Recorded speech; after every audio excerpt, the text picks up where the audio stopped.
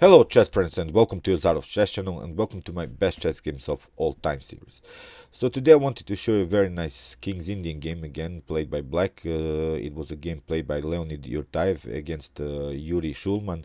Yury Shulman here with the black pieces, and he created a very nice tactical shot in the middle game. I think it's a very nice game. Very nice tactical motifs, deflections, double attacks, demolitions of pawn structures, many of these common tactical motifs that can happen in a chess game. And this game is really instructive because it's a game played against the so-called Petrosyan system, which is sometimes annoying to play against because if you're not familiar with this common setups, well, you may get crushed very easily. So let's see now the game. Here Leonid Yurtaev played d4. We have knight on f6, c4, g6, knight on c3, bishop on g7, e4, the standard King's Indian. So of course d6 now, and now knight on f3. We have this classical or this orthodox variation of the King's Indian, castling, bishop on e2, and now okay, e5, our standard King's Indian move in order to really crack this pawn structure in the center. We want to get this position fixed. Here after d5 we have this Petrosyan variation, and the idea of this Petrosyan variation is play to the bishop on e3 and maybe create a fast attack with b4 and c5. So in order to slow down a little bit the position on the queen side, in order to slow down white's attack, here the common move like black played here is the move a5. It really prevents a little bit this queen side pawn breakthrough. And now with knight on a6 we are also protecting this very important c5 c5 square, which is the main goal for white in these types of setups, to create this breakthrough. Here h3 with the preparation to play bishop on e3 and then c5, so that's why knight on a6. If you try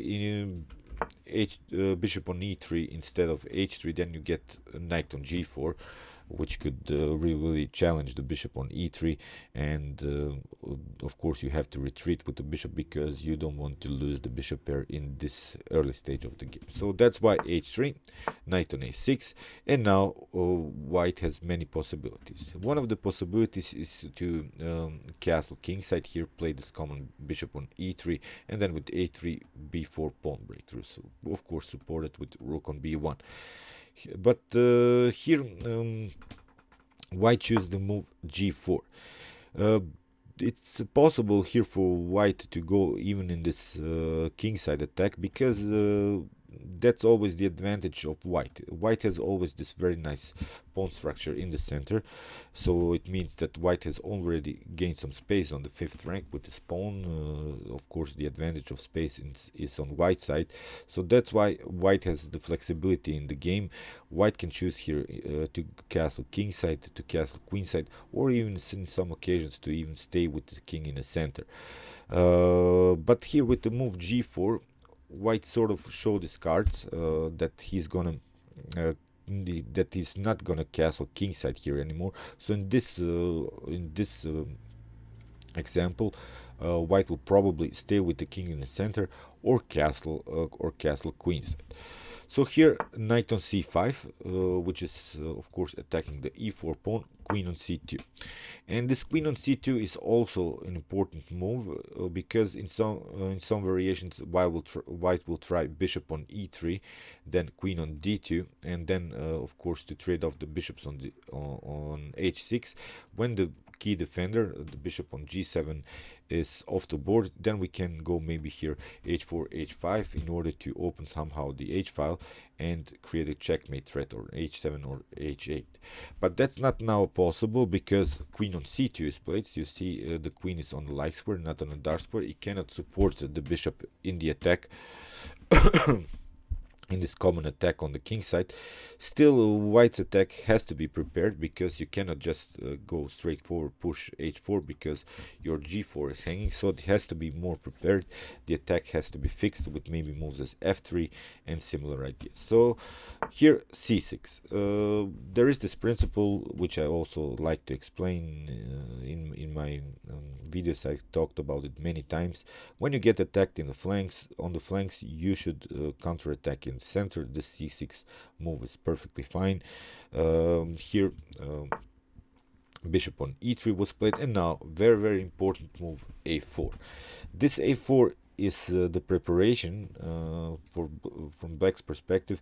If white castles now queenside, then we have always the possibility to play the move a3.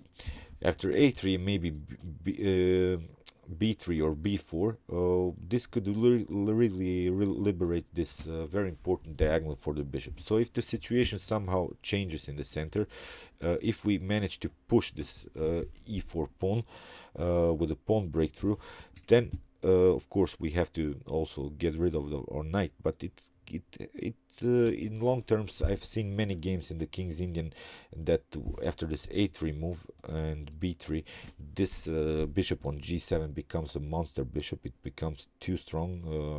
White cannot compete with it, and here, of course, it meets also with the idea to create also an attack on the flanks, because now if white castled, we have also an advanced attack with the move a4, which is really important to create our own attack. We cannot stay just there and play passive here. So queenside castle here by white, and okay, it's still an equal position, but as you can see, we have also our attacking possibilities. And now black played c takes d5. So you see, if you take with the e pawn, it always leaves black the flexibility after knight on e8 to push the pawn on f5, and then after f5 this e4 pawn breakthrough like we want to, in order to liberate the bishop, of course, and then play this move a3. So if you take with the knight, that's not possible because you lose this very important e4 pawn.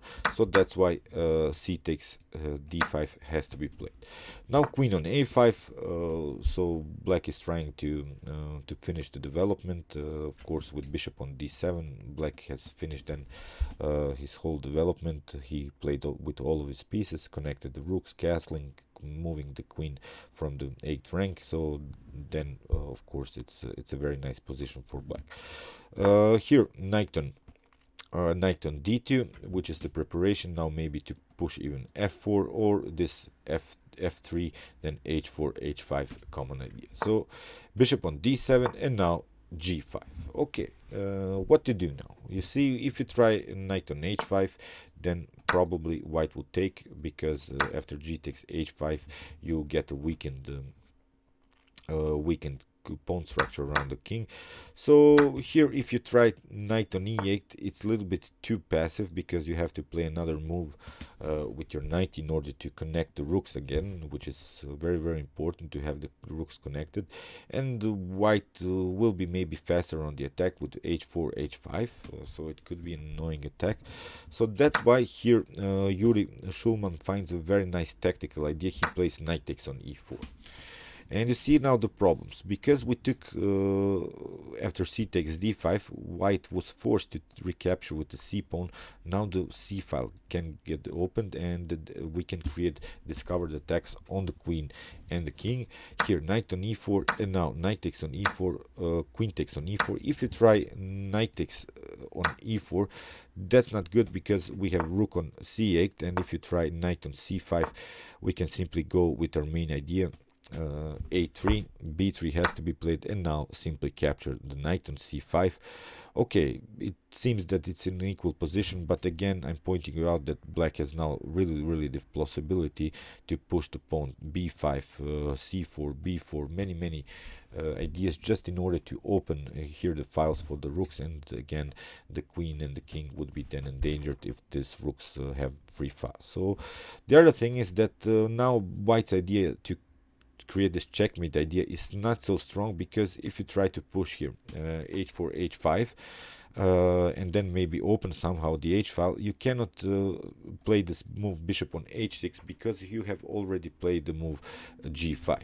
And when you're playing maybe this King's Indian, or maybe some other variations in which you do this fianchetto, when your opponent plays this move g5, you don't have to be so scared of this h file attack, because White cannot bring another attacker in the like the bishop here, because it's blocked out, and this bishop is a really nice defender against a potential rook checkmate, because it always protects this h8, which is the main idea here for white, to create checkmate on the square. So here the continuation could be maybe bishop on d2, but now you see again queen on d8, and now we have a simple idea here. Just push the pawns, open the files, and of course to have a better position here. So the other possibility is if you bring your bishop on c4, that's also not good, because we have always this b5 possibility.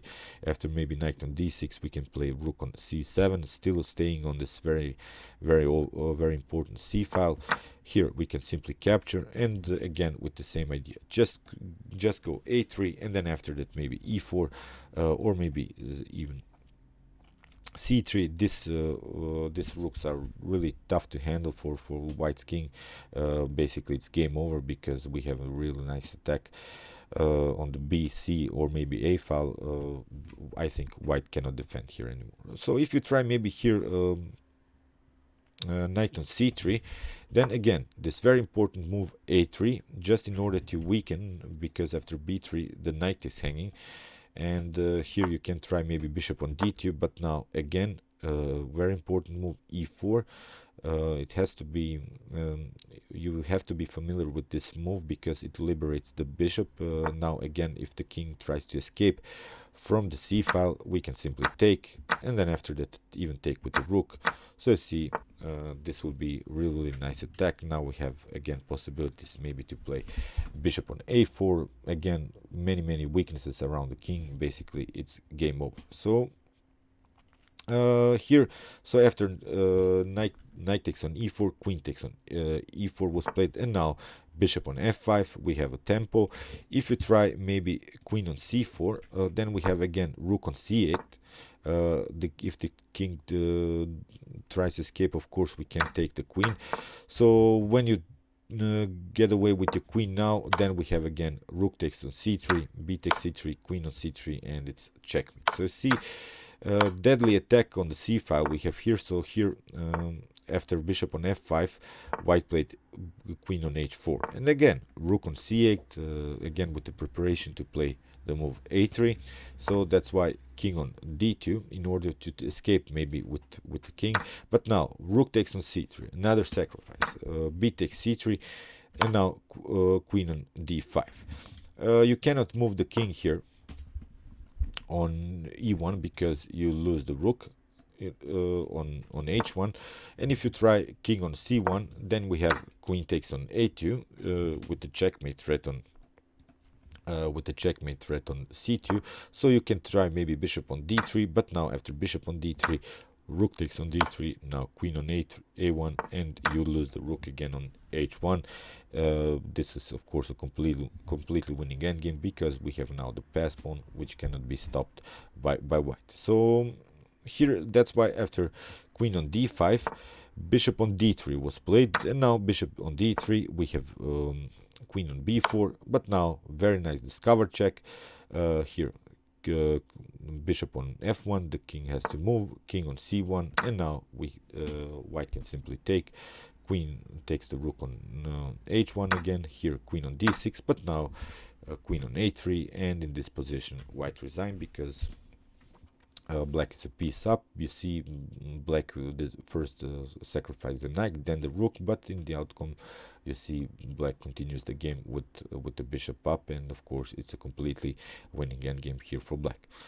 Okay, I hope you enjoyed this King's Indian game. I really enjoy it, because I like to play the King's Indian myself, and this was also instructive for me, because I'll try it out. Of course, this knight on e4 sacrifice against the spot Peterson variation, if it's possible. And if you want to be familiar more with the King's Indian, you can watch also my King's Indian series, in which I explained you this sidelines of this very nice opening for black.